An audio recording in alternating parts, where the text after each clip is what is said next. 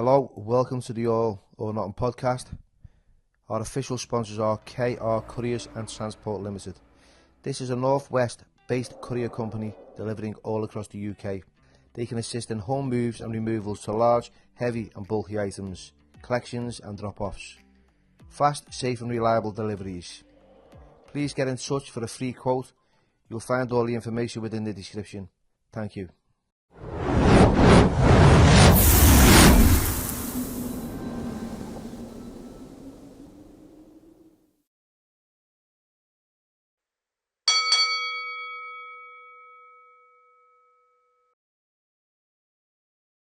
Hello everybody and welcome back to the All or Nothing podcast with myself, Billy Moore, and today's special guest is none other than Jimmy Bannon. Now Jimmy, you've got an incredible story. We've had you in the car, we've done a little chat about your book, The Great Divide, the Morrocan Connection, the life you've lived. You know, you were portrayed as the Howard Marks of the Northwest, right? So before we begin, so the audience get to know about you, Jimmy, tell us a little bit about your background growing up, where you're from and stuff.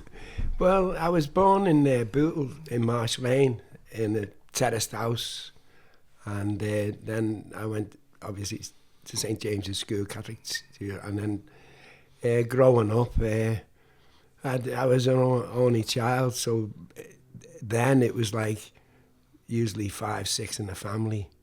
But I was an only child. And then when I was 11, I started having bad mental problems until I was 16. And then I went away in the Merchant Navy. And then when I was in my early 20s, I was 22 when I started smoking pot. So what year was this before we carry on? You know, you had your bad mental problems, right? From the age of 11 to 16. Yeah. Like, it's not as understanding as it is today, is it? Oh, no, So, no. did you have any idea what was going on? Well, I hadn't a clue. I never told my parents and never told the teachers. I didn't tell anyone. And I feel if I would have, they would have had me at the doctors and they would have had me on Ritalin because I was hallucinating and seeing all kinds of... At that age? Yeah. Wow. I just woke up one morning, Billy. It wasn't one morning, it was in the night. And anyway, I woke up and I sat up in bed. And we had an old eider-down quilt thing. And anyway, it was all messed up, and it just come in my head that it was the end of the world. And then it just started then, and it had carry on for 3 months, and then it fortunately go away for 3 months, and then it keep recurring. So you had that fear of it coming back all the time? All the time, Billy. I was hallucinating in the classroom. And wasn't you taking any drugs at the time? Nothing. Straight over? It was just there. I'll explain more in the future if you don't mind about this, fine, you know. But it was just horrific.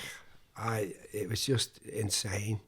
And I never thought of suicide, but some kids would have, you know. And it was like hard, mate. Very, very hard.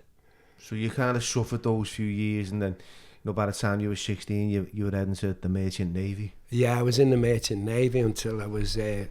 What year was this? 19. That was in, I think it was 61. Yeah. 61. And I was in the Merchant Navy for 3 years, and then I got married, and that's a bit of a story.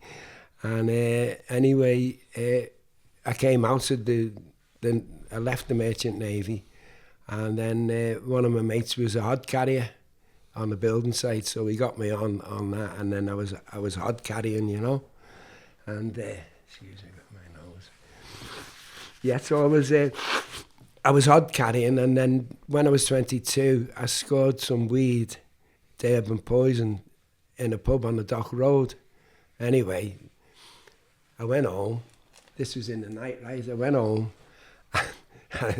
I'd seen lads in the local pub, 2 lads making joints. So anyway, I made a joint, and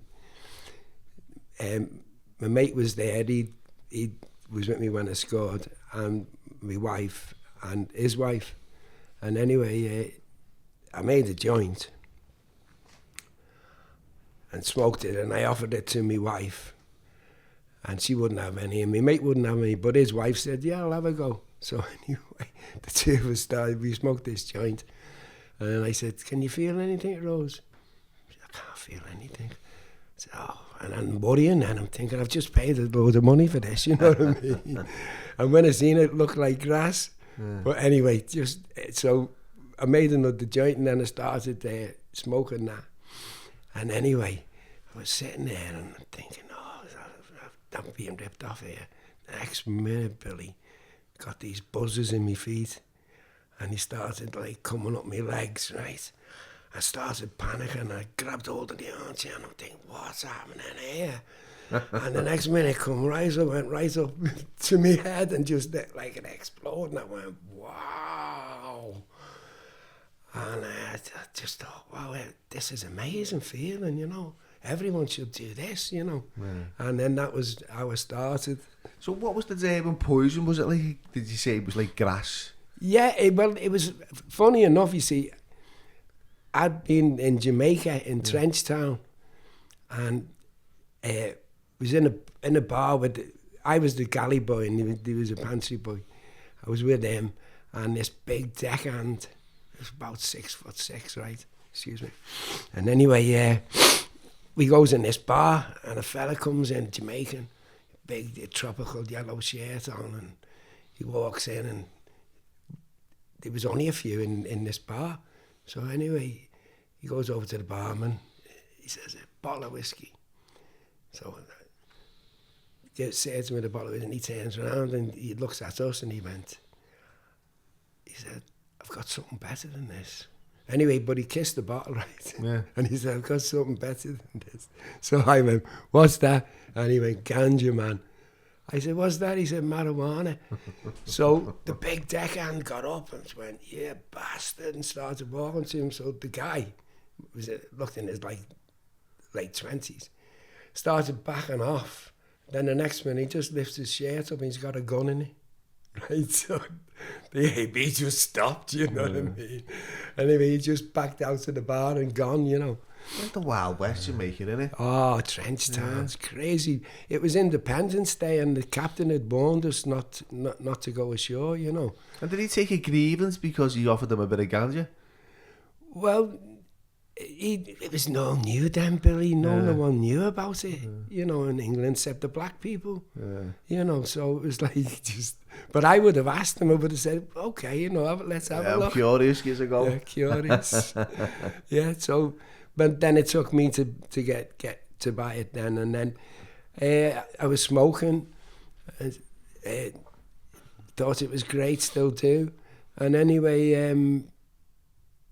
a mate of mine who I was dealing with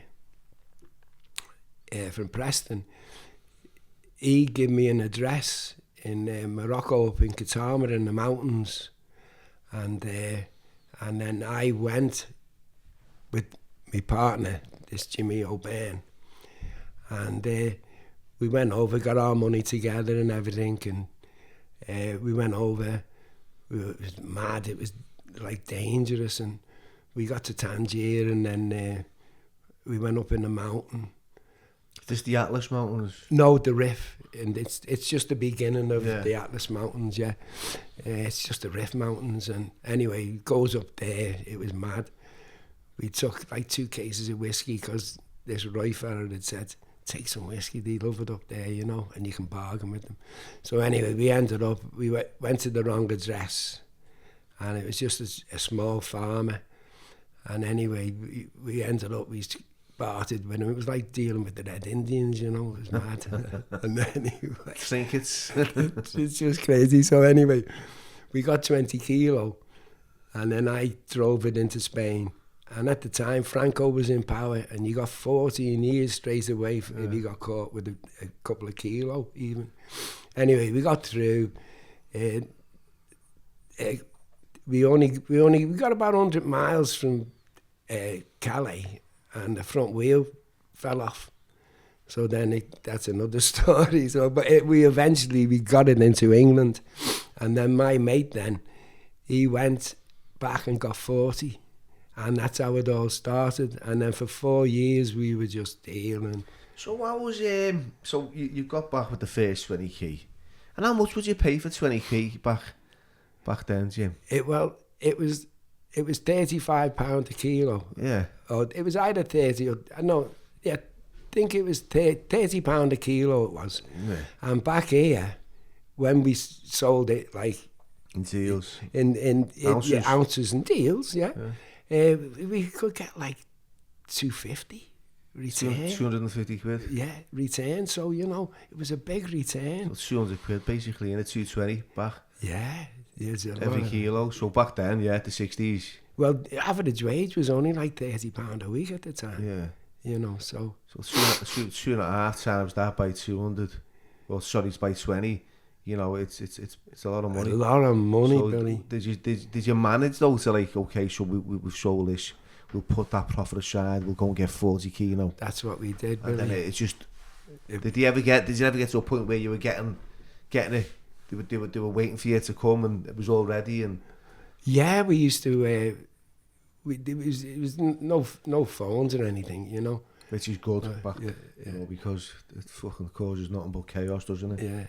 Yeah, of course it does. Yeah, so we just go over. We put the order in, like the third one we done. We brought 50 kilo, and then it was basically 40 after that, Yeah. But then we got 200 kilo to Holland, but we had trouble because we knew the customs were onto us in Liverpool, you see. So how do you manage, like, say 200 kilo, like, that's a lot of weight. You know what I mean? Yeah. It's a lift. Oh, it's, yeah. So you 10 kilos is a lot. You know what I mean? For sure, you know what I mean? To lift 10, 20k. So you got 200. Where did you like hide this? In the floor. In the floor Yeah, with false floor. of a car or a van? No, big van. Big van. Yeah, like converted into a camper van. Yeah. And you slept in that, did you?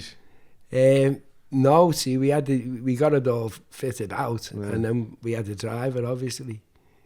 So you were organised in what you were doing. You were pretty professional now. Yeah. You've got a driver. You've got a false floor. You know the route. Yeah. You know what I mean. You're getting the cannabis in bulk. Wow. So this is game on, isn't it? Yeah. It's a regular logistic. Good earner. Yeah. What was the most you were earning at one point, Jim? Oh, well, like we was, as I say, we was obviously when we just sell kilos, Yeah. we were charging 100 quid a kilo, 200 quid a kilo. Yeah, so You you know sell what a I mean? cake and so you buy it. So you get the key for 35 and sell it for 200 as a whole. Basically, yeah, that's what we were doing. It was really good. 6, 8. I can't even do the numbers here.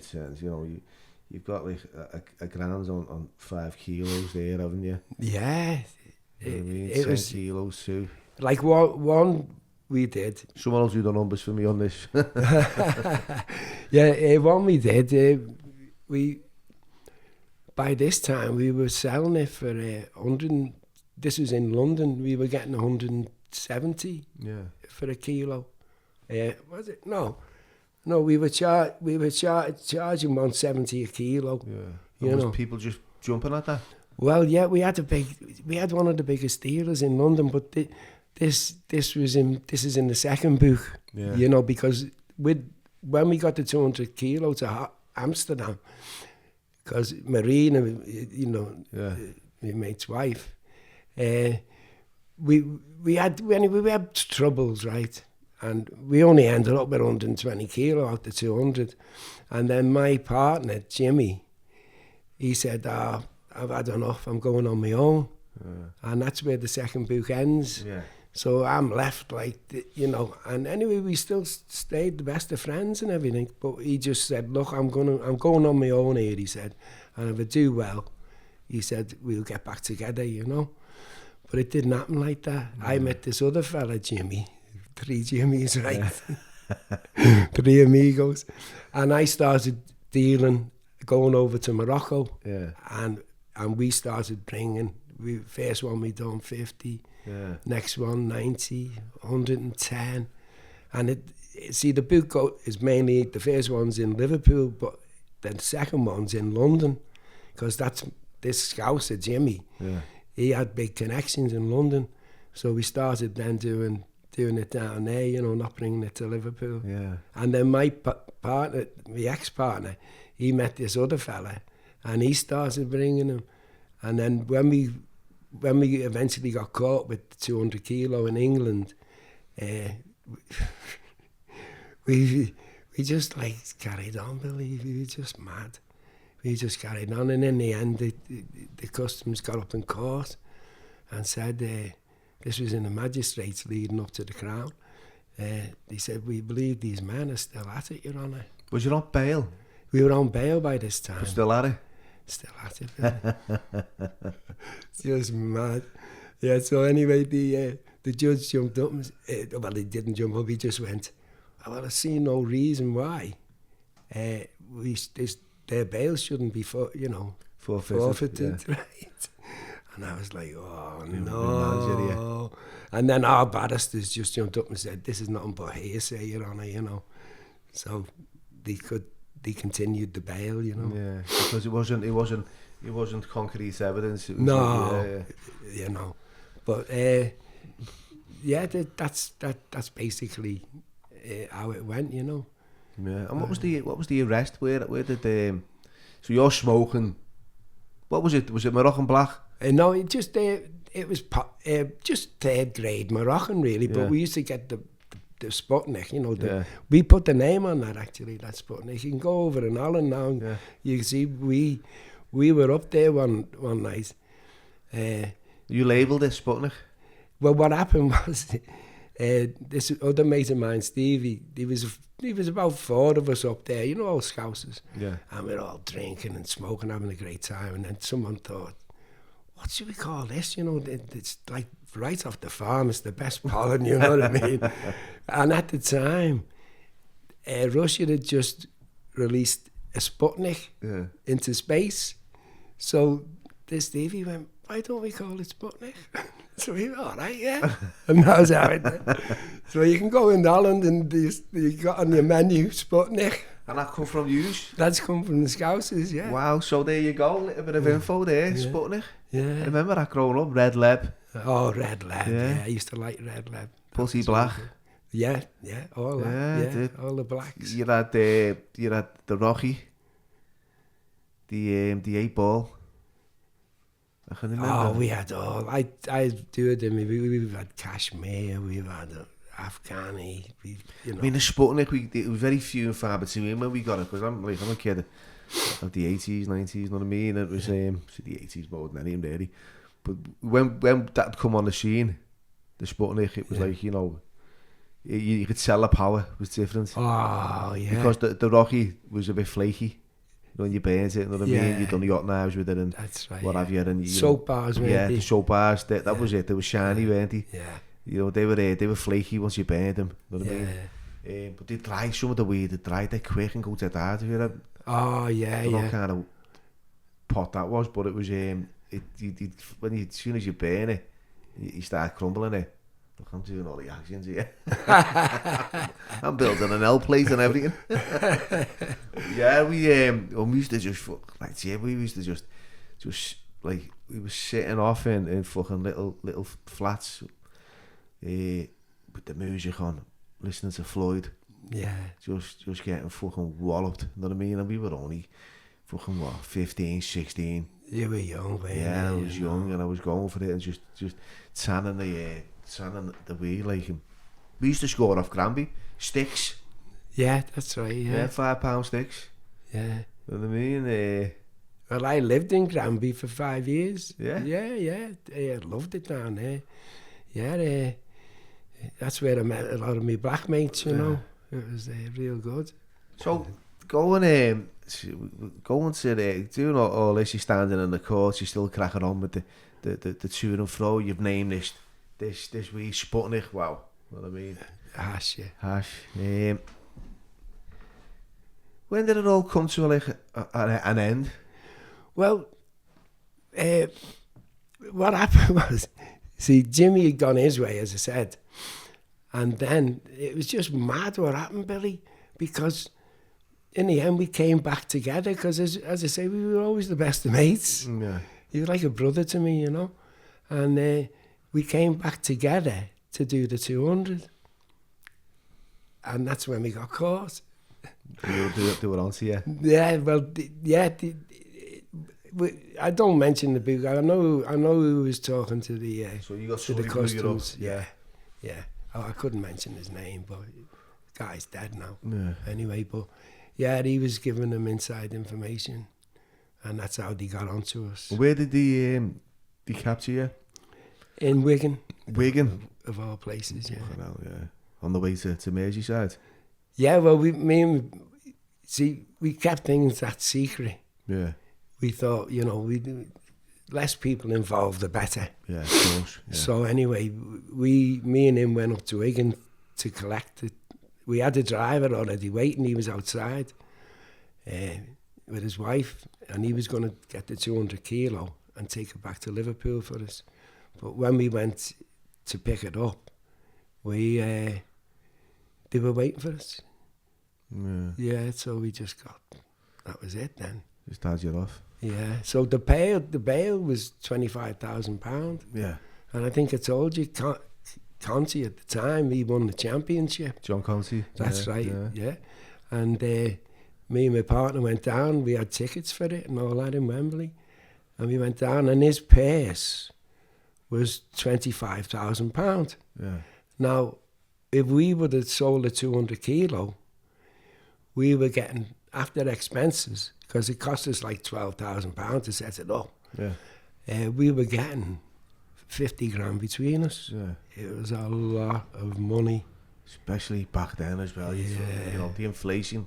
Oh. You know, you're talking a couple of $100,000 today, aren't you? Oh, without a doubt. They valued it as they do, 300 grand. Yeah. Obviously, it wasn't worth that to us, but they do it like in pound deals, don't they, as you'd imagine? Like that, yeah. So, yeah, they valued the 300,000, and if you look at the values now, you'd be shocked. Yeah. You're talking about going into a million. Yeah, definitely. Stuff, That'd be like sure the key. It'd be like this is in the millions now, isn't it? Yeah. You know, so. I just thought you told me you'd done a stint as well in Walton. Well, yeah. Was this years before? Yeah, this was years before. This is when I basically started smoking. I'd only been smoking for about a year. Bit of an hippie, weren't you? Yeah, I was. I had the long hair, and I'm still a hippie in a way. I've got no hair though. But so what happened was, this was over the television license, Billy, right? Yeah. And I'd been paying it, and I ended up, I owed £5. So anyway, the police stopped me one sunny afternoon up in Crosby. Anyway, they stopped me and they said they got a warrant for my arrest, you know. And I'd just come out of work, and anyway, I think they felt sorry for me, actually. Yeah. They said, do you know anyone who can pay this? Because £5 was a bit of money, you know. So I said, well, the only one I think about... How old was you then, Jim? I was only... I was just 22. Yeah. So anyway, so I said, maybe my mum will pay it. And so anyway, they took me to the police station. Phones my mother up, right? And so... I said, listen, Mum, you know, any chance of paying this £5 for me? No. No, just straight no, yeah. No. She was like the youngest of 9 children and brought up, you know, in the war and all this, like. And she used to always say to me, you make your own bed, you lie in it, lad. Oh, my mum says that to me, yeah. No. Okay, now he's the I know, so she wouldn't pay it. So anyway, this other mate of mine, I said to my wife, ask my mate Les, will he pay it? And anyway, he was working, but he didn't get paid till Thursday. So, and this was like on the Monday or something. So anyway, took me up to Walton Jail, and I got shoulder length hair. So I'm thinking, oh no, I don't want them cutting it, I'll be out soon, a few days. Anyway, gets to reception. Oh my God! So and I'm saying, listen, you ain't cutting my hair. Yeah. I'm going to be out tomorrow. All right, I'm not. So anyway, the first PO, principal officer in charge, he sent me down the wing with about 5 other prisoners, and this is all in the night. This is about 8:30. So anyway, takes us down there. There was about 7 POs on the centre, like it's like a wheel in it in the prisons. And so as soon as they see me, one was straight out. He said to the other school, "What's he doing here with long hair?" And so he just went, "There's nothing to do with me. It's the PO." So anyway, so they sent me back. Now, it was a change of shift, for the night screws. Anyway, this little Scotch fella, he come on this PO, right? And he was a right little tyrant. So he says, "You're getting your hair cut." He said, "If you don't," he said, "we'll hold you down and cut your hair." And I said, "What? Will you?" I said, "You won't." So anyway, he just goes back in his office, right? And anyway, there's the prison barber cutting hair, and he went to me, "Don't let him talk to you like that, lad." And I fell for it, right? Yeah. So I goes back in the office, and he's sitting down, and I went, "Listen," I said, "you can do what you want to me, but you're not cutting me all right." And that.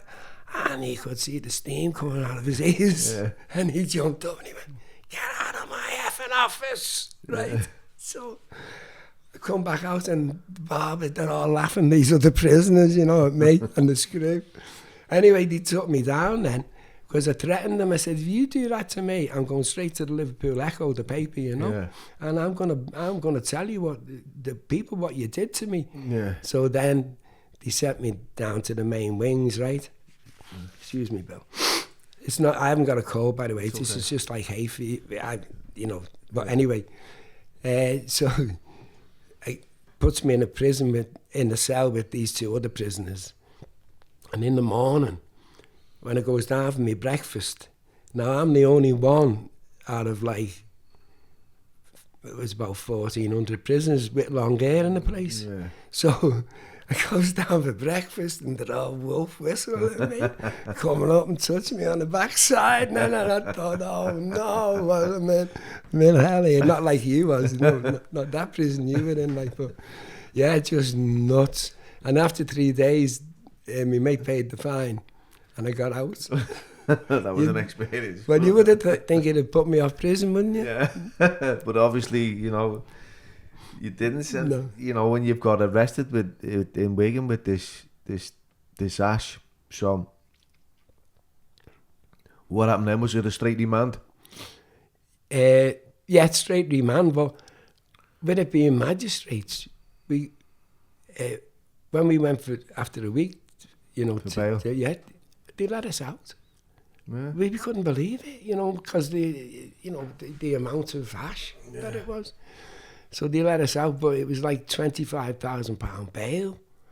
So my dad put his house up and that. So it's mad that you can't even pay a £5 when you're 22 for a CV license, and then you get years later there's £25,000 bail. And you're getting it because your dad puts it up. Yeah. Crazy, wasn't it? Yeah. But my passport, it got destroyed.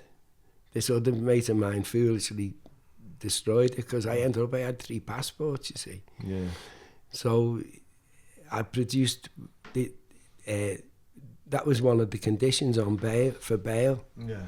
And anyway, he had to produce your passport. So I produced this out-of-date one. And then when they found out, they put me in Risley, and everyone was out, everyone involved except me, And it was coming up to Christmas. But in the end, after 5 weeks, they let me, they let me out on bail again. But, Until you got like a trial and a sentence. That was the next step, wasn't it? That was then. We were on bail a year, you see. Yeah. Yeah. Did you smuggle any hash into the prison? It was difficult in Risley. You know what I mean? It was all behind glass. Yeah. You know, when you had an interview, when anyone visited you, it was all behind glass, so you couldn't get it. So what happened with the trial? Obviously, it was a guilty, wasn't it? Yeah, it was up in Manchester. Yeah. And, so they give us, but it's a bit of a. What happened was, when I was with the other fella, who become partner. Yeah. They done me on that as well, on 4 counts. So they ended up, they gave me 24 years prison, but obviously I'm only doing 6. Yeah. And the other was on concurrent. Yeah. So just run by, you know what I mean? Just what? It was just running alongside the sentence, the concurrent. Yeah, just concurrent, yeah. So I ended up, did 3.5 years. Yeah. And they gave me 6 months parole. Was that the end of it then? Right, you made that decision, or did they carry on? No, I actually tried another one, but it all went wrong, and I thought this is like a sign, you know. Was this abroad? This is where you ended up in prison abroad? Well, I ended up in '87. Yeah, I was we were flying suitcases, like 15 kilo in a case, and sensimilla, you know, the real stuff growing in the ground. Sensimilla, man. I've seen that. We were making good money, and I did 3, and then they caught me in Durban, and they gave me 5 years, but 2 years suspended, so I was doing 3, you know. But that was insane, that place. As I said to you, it was like, obviously not like that prison you were in, and it was run on British standards, you know. And that's so, like most prisons. Yeah, but it had different nationalities in there, didn't it? So it was quite, you wasn't like, you weren't having like, you weren't living with Scousers or Brits, were Oh, no, there was no English in there. There was about 5 of them who'd gone over, you know, the parents had sort of emigrated over there. And they'd got themselves in trouble and all that. But I was the only Englishman there. And they don't like English people because of the Boer War, you know, what we did with them. And that's so... is it all right to say this about what I said on the other one? Yeah, of course it is. Yeah, so... so it was... they just didn't like you, you know. It's inbred with them, you know. And so... Deep hatred for you. Oh, yeah, the English and all that. So I was in Durban prison for 4 months, and then he sent me to this other place called Kroonstad. And it was in the country, out in the country. And it was like, there was only 500 white prisoners separate. And just down the road, there was 2,000 like black prisoners. And that's so I thought when I got there, well, like most prisons, the food, medical and all this is rubbish. Anyway, I thought, well, what am I going to do here? Like, if I start complaining, will the screws come down on me or leave me alone, you know? So the British consulate had to come every 3 months to see you. So anyway, when they first visited me, I was sitting with the assistant governor and me and the British consulate woman. So she said, how are you getting on? And you know, have you got any complaints? I went, yeah, I give her a folder. I said, yeah, complaints. So then the prison had to change everything. The food made it better medical, all this, right? But they do it for 2 months, and then for the last month before the British consulate was coming, it'd just go back to normal. You know what I mean? And then when they come, I'd give them other complaints, you know, and all this. It was just crazy. So the prisoners like me. You know what I mean? And because I was in for weed, because they're all smoking weed, in the prison, it's just mad. So they like me.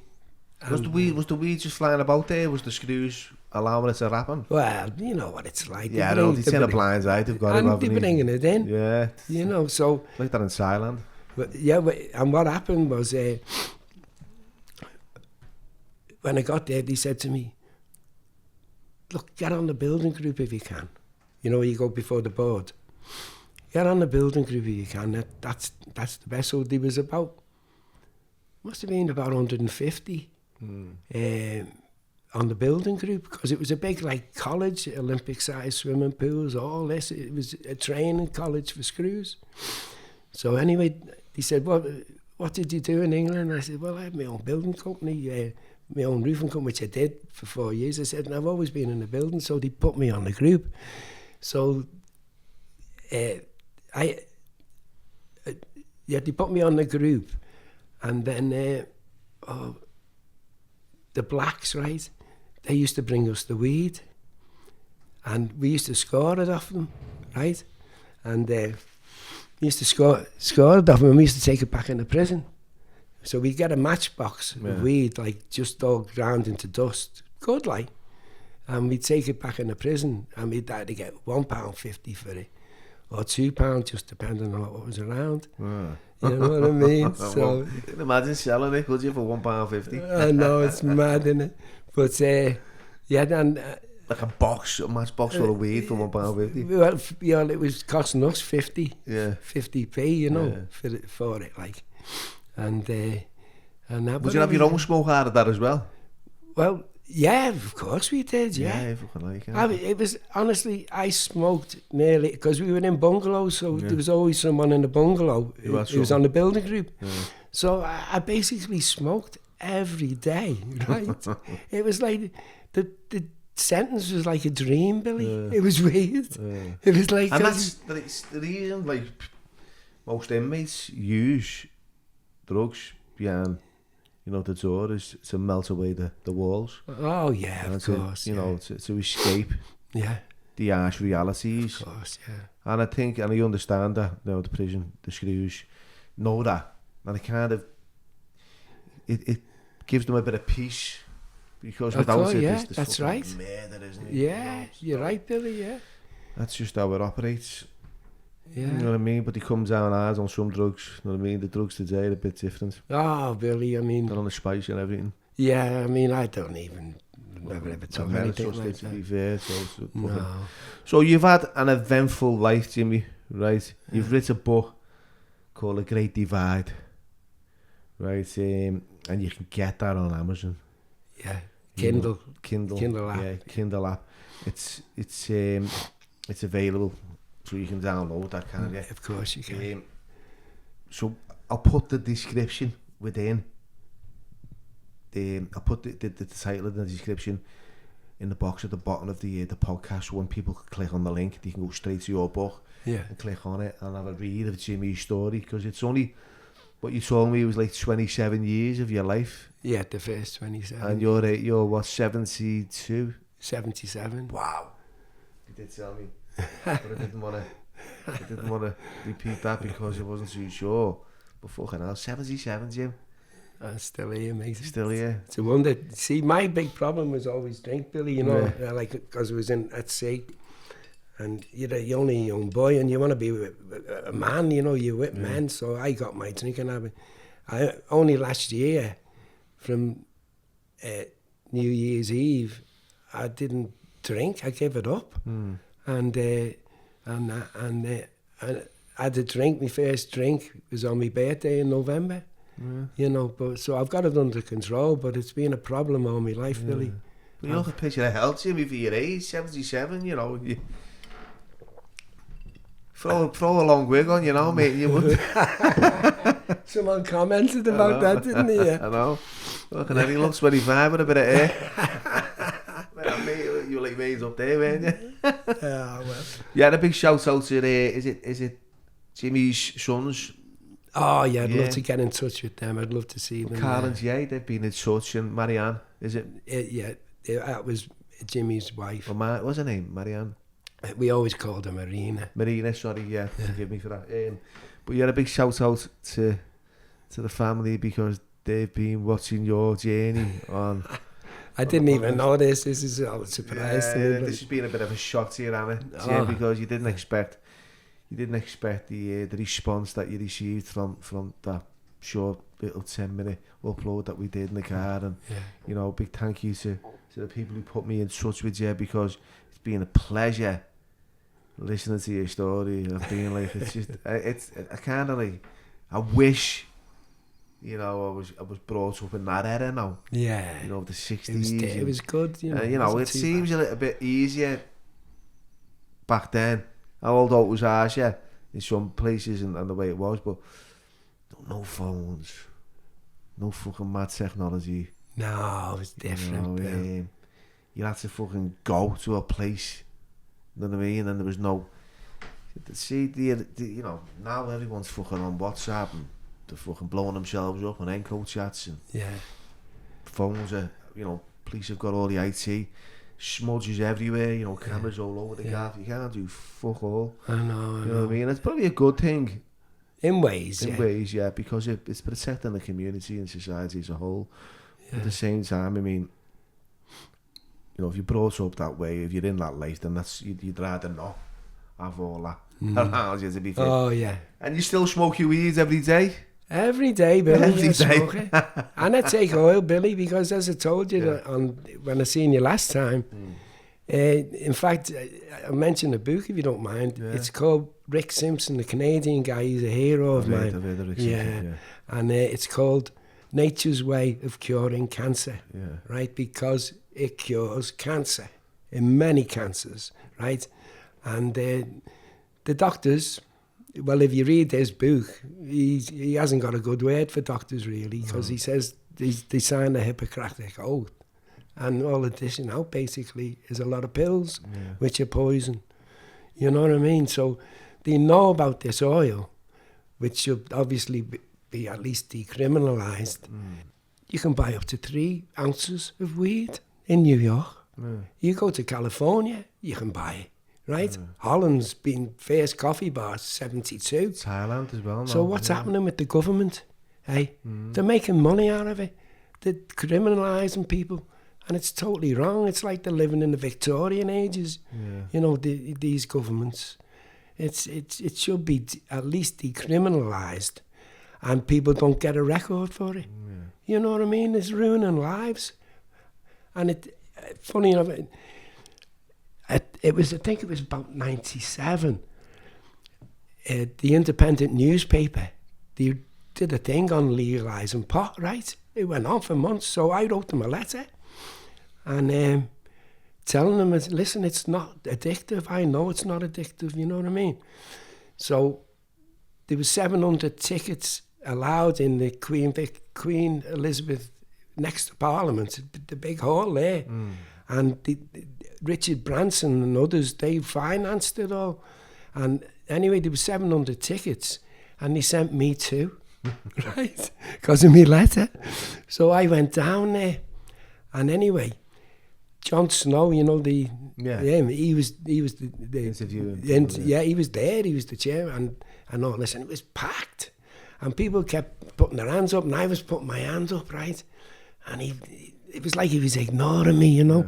And what I was going to say was, if you get an old Bible, right, chapter 1, Genesis chapter 1, it mentions 3 times specifically the herb is for the use of mankind. It's a herb. So, what more do you know? And I was going to say that, but you know what I mean? But he didn't pick me, and I was right pissed off. Well picked you, Jim, and you've said it on here, mate. The herb is for the mankind. That's right. Yeah, of course like it is. Yeah. Don't get me wrong. I said to you last time, schizophrenics and psychotic people shouldn't do it, and children, you know, too young, they shouldn't do it. And there's not enough information on it. You know, there should be more information about it. We mentioned about like the chemicals that are put in it these days as well. So, you know, maybe I overstepped a few kind of like marks on what I thought was in it. But I've known people to come back on a mandatory drug test or a random drug test, and they've come back, they've tested positive for opiates and like amphetamines, and they've claimed that they've only ever smoked cannabis. So, you know, it's you don't know what is it, the water that they've used, is it this, are they spraying it with, I've heard they spray it with glass and everything, you know, to weigh it down, and you know, It's the real natural one, you know. I mean, the skunks are too strong, Billy. Far too strong. The skunks? Yeah, far too strong. I mean, like the Durban poison, as I said, it's come out the ground, it's grown in the ground, and it's... Is that still about? Could you... Well, you must probably buy it in Amsterdam. Yeah. I'm going there in June, apparently. I haven't been for a while, but my daughter's getting married, one of them. And you want to get on it? That's With that, Jim, it's been a pleasure to have you on. And at the end of every podcast, they ask each guest about like a pearl of wisdom, right? What would you say to a young Jimmy Bannon coming through the doors of life? What question, or what bit of guidance would you offer yourself? Well, really, don't get caught up with smuggling, because you get a long time, you know what I mean? And you know, my last stint in South Africa, I said I've had enough, you know. And funny enough, when they locked me up, give me the 6 years, I put down for the, you know, as you could, to become a bricklayer, right? And I'd never really been in trouble. Anyway, they knocked me back. They wouldn't give me it, right? So I thought, well, I'll put down as a welder. No one straight away, smuggler, they're not going to teach me welding, you know what I mean? So I got nothing, right? They give me nothing. But when I went to jail in South Africa, that's where I learned bricklaying. Brilliant. You know what I mean? Just like, but they wouldn't give me nothing. Fuck all here. No, well, you know, you know, big time. I know. And with that, Jim, thanks for your time. Billy, it's a pleasure meeting you, my friend. It's a pleasure. Pleasure. Thanks for all this, Billy. As I said last time, I admire for what you do, mate. Nice one, Jim. Yeah.